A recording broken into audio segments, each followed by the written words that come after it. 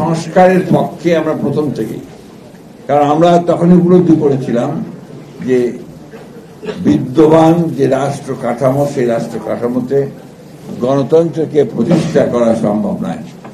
সংস্কার করার জন্য সমস্ত রকম সহযোগিতা আমরা রাজনৈতিক দলগুলো এই সংস্কার কমিটির সঙ্গে করেছি।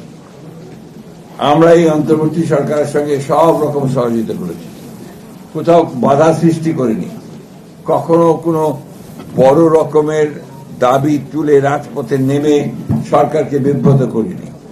কিন্তু দুর্ভাগ্যজনকভাবে আজ সংখ্যক রাজনৈতিক মহল অত্যন্ত পরিকল্পিতভাবে নির্বাচনকে বানচাল করার জন্য, নির্বাচনকে ব্যাহত করার জন্য নিত্য নতুন দাবি তুলে তুলেছে।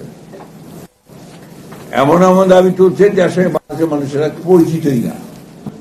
হচ্ছে যে আপনি ভোট দেবেন, কাকে ভোট দিলেন আপনি জানেন না, ব্যক্তিকে চেনেন না।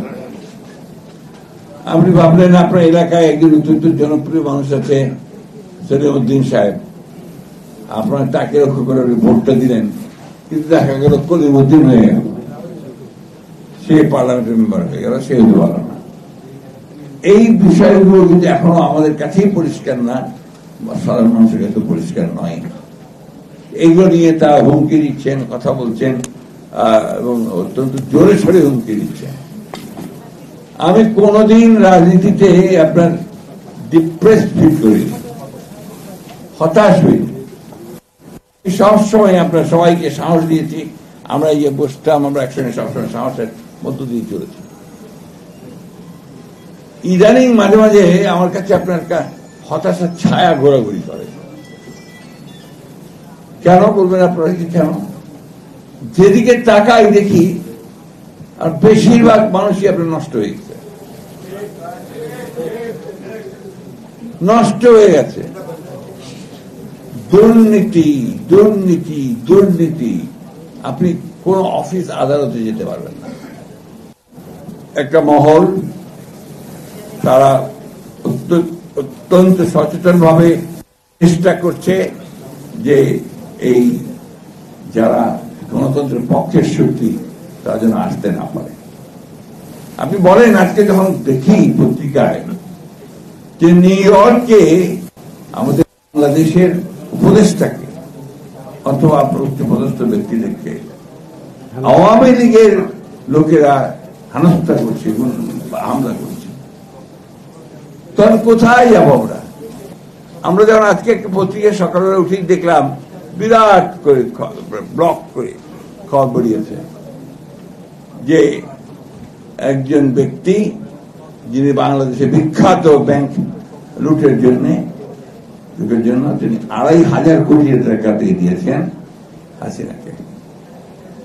আমি টাকা করি না, এই সালন দিল্লিতে বসে তিনি ২৫০০ কোটি টাকা দিয়ে দিয়েছেন এবং পরিকল্পনা করেছেন যে কিভাবে ওই টাকাকে ব্যবহার করে তারা বাংলাদেশে নির্বাচন বন্ধ করবে এবং হাসিনাকে আবার দেশে ফিরিয়ে আনবে।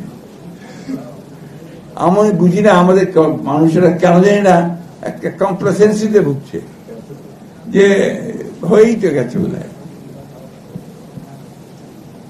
যার ফলে কি হচ্ছে আপনার যে কোথাও ঠিক হচ্ছে না।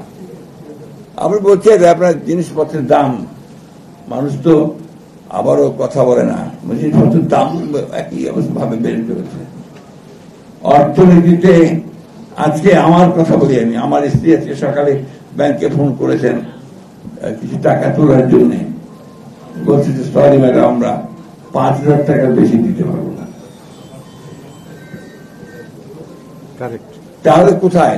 আমি সত্যি কথা বলছি আপনাদের, তাহলে কোথায়? এই ১ বছরের মধ্যে যদি আমরা সেই পরিস্থিতির যদি আমরা পরিবর্তন আনতে না পারি, তাহলে কিভাবে কি হবে? এইসব ঝামেলাগুলি এগিয়ে যেতে পারতো যদি ৩ মাসের মধ্যে নির্বাচনটা করতে পারতো।